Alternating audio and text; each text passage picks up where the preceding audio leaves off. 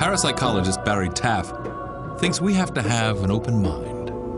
Just because we can fake something does not mean that the real event did not occur. Moore Park, California, September 1989. This mysterious image of a black apparition was captured by videographer Daniel Hobbit. You can't explain it, but you just know it's real. Hobbit has spent 11 years trying to capture compelling evidence that ghosts are real. He shot this eerie video in the home of a very frightened couple, convinced they were living with a ghost. They were experiencing strange occurrences in their house. In particular, this one guest bedroom upstairs. Doors closing and pictures being thrown off the wall, and crying and voices coming from this particular room upstairs. Despite the family's refusal to ever enter the room again, Hobbit braced himself and went in alone with his video camera. Once inside, Hobbit said he felt that some force was directing him to an antique picture on the wall. The picture was a present from the husband's dead mother. I was not alone. A black, transparent, shadowy mass of some sorts, of someone or something standing by the bed. I remember the look on the husband's face. He stands up and he's pointing at the television, shaking his head, going, "My God," he says, "that's exactly what I saw." Hobbit even caught the apparition reflected in a mirror. This shot persuades Taff that we are not witnessing some camera trick. There was a scene where Mr. Hobbit panned the camera to the right and caught a reflection of the image in the mirror in the room. If it's an artifact, it's not going to be reflecting in the mirror in the same angle as it would be as if it was actually there. So that rules out an artifact immediately. So then what is it? It's an unknown. However, special effects expert Tim McHugh does not think we are seeing some disembodied spirit.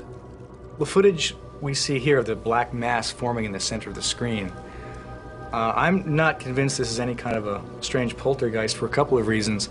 There are some video cameras that, when they get to the point where they can't handle an intense brightness, will actually turn negative and will form a dark mass out of the light on the screen. Video reacting to light like this is very common.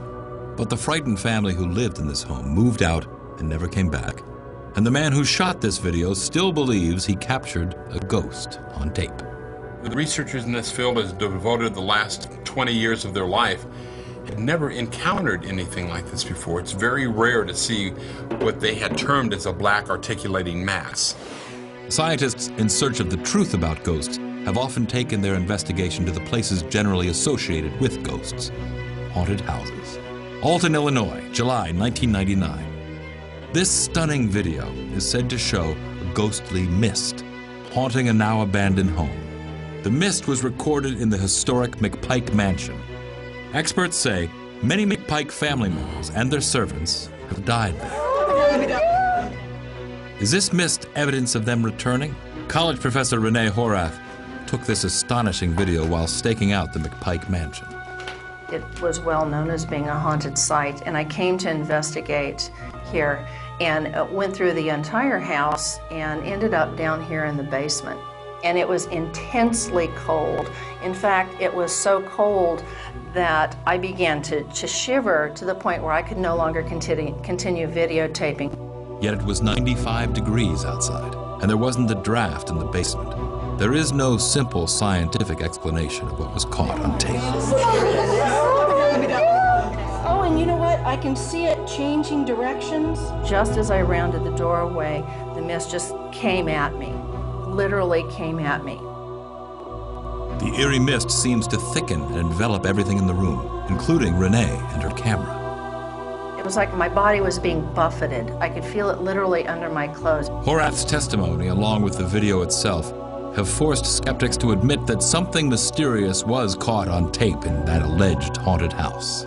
There is not only photographic evidence, but there's physical evidence that the camera itself, mechanically, was trying to see an image and lock on it, so it was picking up some kind of a reading. What makes this tape more authentic looking than some of the other tapes is the fact that it's so amateurish looking. Obviously, these are not professional actors. Obviously, we're not talking about professional cinematography, and it does look as if something is jumping out at you. As for Horath herself, she believes she was definitely face-to-face with a ghost. There's a misconception that most people have about ghosts or spirits, and that is the fact that all ghosts look like people. Actually, mists are far more common for people to see than something that looks like a person. That's a paranormal apparition. I believe it was indeed a spirit or a form of it that that particular spirit took on that particular day.